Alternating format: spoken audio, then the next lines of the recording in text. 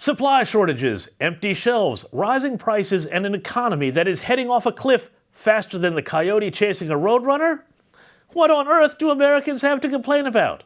I'm James Morrow, and let's find out as we go busting the narrative.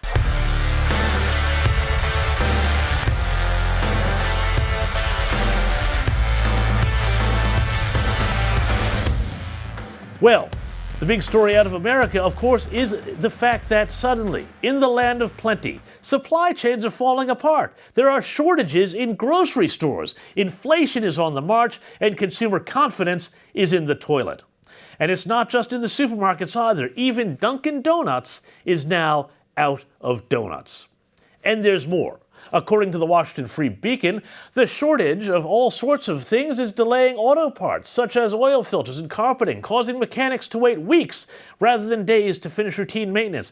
The crisis has been exacerbated by an international semiconductor shortage, which shrank the supply of new cars and raised the demand for used cars, as well as mechanical upkeep on old cars. Oh, and speaking of automobiles, Tim Murtaugh at the Daily Signal says, quote, "The price of crude oil, which you need to fuel those cars, has jumped by 64% to a 7-year high. The cost of natural gas has doubled in just 6 months.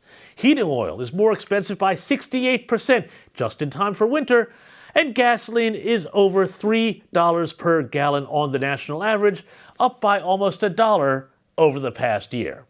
A lot of problems, yet it turns out that the fault for all of this doesn't lie with the Biden administration, which has demonized energy producers and whose transportation secretary has been on paternity leave since August while America's supply chains broke down.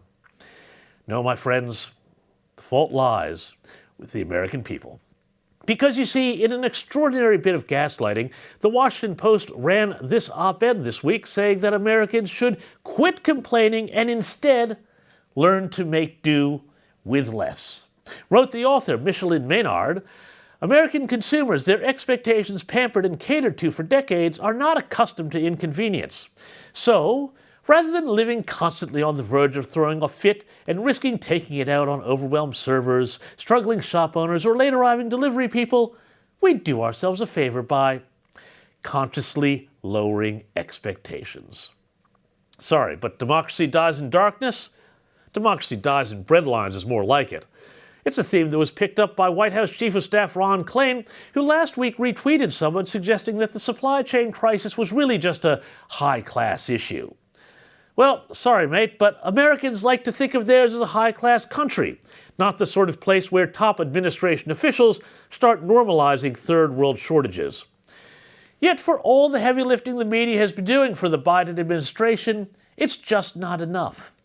According to House Speaker Nancy Pelosi, it's the fault of the American press that voters aren't getting on board with their plans to spend $3.5 trillion or accepting their new Soviet-style shortage economy. Also, do you think you need to do a better job at messaging and going forward? How do you sell this if ultimately you have to? Well, I think you all could do a better job of selling it, to be very frank with you, because every time I come here, I go through the list.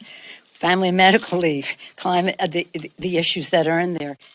Tell you what, if mainstream media was your best friend, you'd be telling them to break up with that manipulator pronto. I'm James Morrow, and if you want to see more of these videos, please like, share, and subscribe below, and I'll see you next week for more Busting the Narrative.